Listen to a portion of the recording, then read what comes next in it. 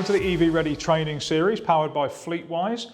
Today we're going to have a look at the ordering and renewal process that you have in the management of your fleet. If you're making a transition over to electric cars, it's probably worth thinking about whether your ordering and renewal process needs to change. It's largely driven by availability of stock and product, but it may well be an opportunity to look at this and not just assume it's the same as it is for petrol and diesel. Now, many years ago, before we had COVID, before we had semi-chip conductor shortages, before we had shortage of supply of electric vehicles, employers would probably have a renewal process that they would reach out to their drivers possibly 3 months before their car was due for renewal, so that the driver could consider the vehicle they wanted, put an order in, get it approved, and get the vehicle delivered in time to effect a key-for-key exchange with the outgoing vehicle. If you look at what's happened in the last couple of years with so much volatility around supply, not just in electric vehicles, but in all vehicles,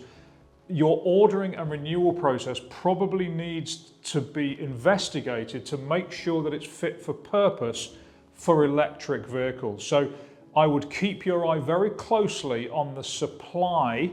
and the availability of the electric vehicles that are of interest to your drivers, whether that's Tesla or Polestar or Kia or Nissan or some of the new arriving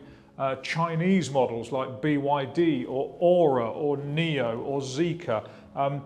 because it may well be really important here not to leave your driver stranded with a vehicle that they'd like to order,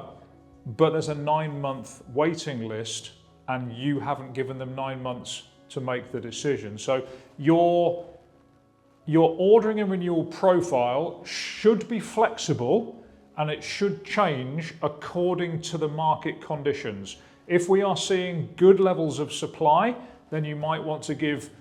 I don't know, maybe 6 months notice to your drivers. But if you notice a period of poor supply for whatever reason, be prepared to be very flexible with your ordering and renewal process and maybe open it out to 12 months, possibly 9, but maybe 12. And if we go really extreme, even 15 months, because what you're looking to achieve here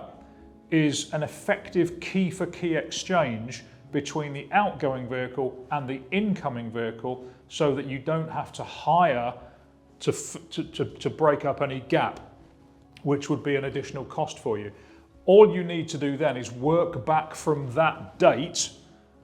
to a point where you're comfortable that somebody can have a reasonable amount of time to consider their options, maybe test drive, put an order in for you as the employer to approve it, have the vehicle on order, and have the vehicle get delivered. So I would have a good look at your ordering and renewal profiles, make sure they're fit for purpose for an electric vehicle landscape as well. Go to fleetwise.info if you'd like to see that one again, or look at any of the other videos in the series. Hope that's been of interest, and we'll see you on the next session.